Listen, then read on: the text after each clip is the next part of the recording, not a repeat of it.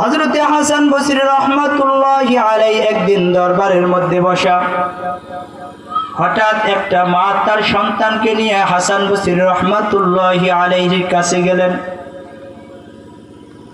হাসান বসরি রাহমাতুল্লাহি আলাইহি সন্তানটার দিকে তাকাইয়া দেখেন, সন্তানের চেহারার মধ্যে নেশাগ্রস্ত একটা ভাব। সন্তানের চোখগুলো চোখের ভিতরে ঢুকে গেছে, চোখগুলো গর্তের মতো হয়ে গেছে,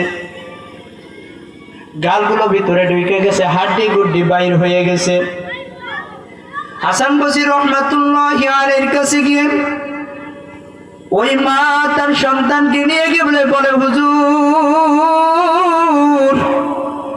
আমার যে এই সন্তানটা দেখেন, এই সন্তানটা বড় নেশাগ্রস্ত, সন্তানটা বড় পাপাচার, ও সবসময় মদ খায়, জুয়া খেলে, আড্ডাবাজি করে।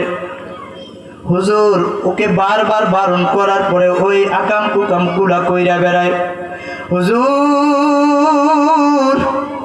আমি রাত্র 9টা 10টার মধ্যে ঘুমায়ে যাই, কিন্তু সন্তান আমার রাত্র গভীর কইরা আসে, তাতেও কোনো সমস্যা নেই। আমি মা ওর জন্য সজাগ থাকি।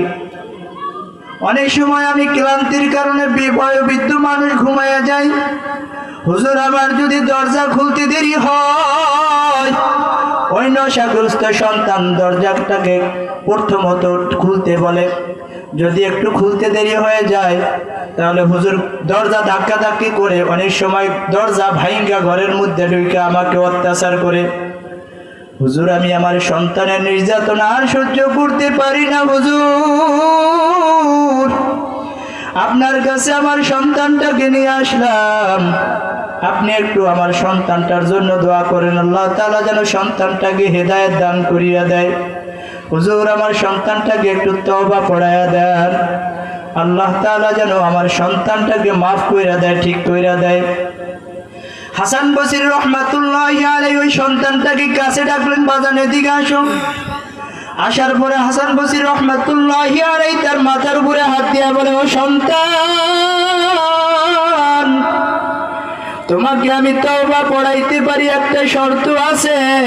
তুমি যদি ওয়াদা দেওয়ার কোনোদিন এইরকম মায়ের সাথে খারাপ আচরণ করবে না, মায়ের গায়ে হাত তুলবে না, যদি ওয়াদা দাও, তাহলে আমি তোমাকে তওবা পড়াইব। তুমি কি রাজি আছো?